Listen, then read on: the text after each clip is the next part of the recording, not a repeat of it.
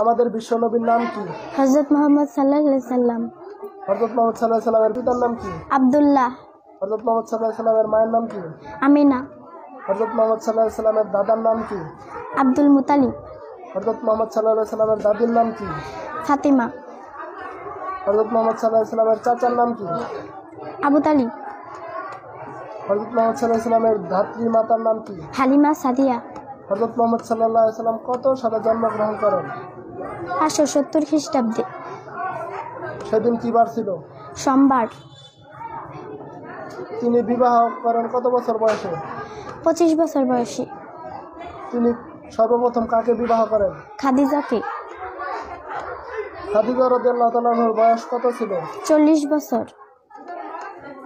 নবুয়ত প্রাপ্ত হন কত বছর বয়সে? 40 বছর বয়সী। মক্কায় কত বছর দাওয়াত দেন? 13 বছর। মদিনায় দাওয়াত দেন কত বছর? 10 বছর।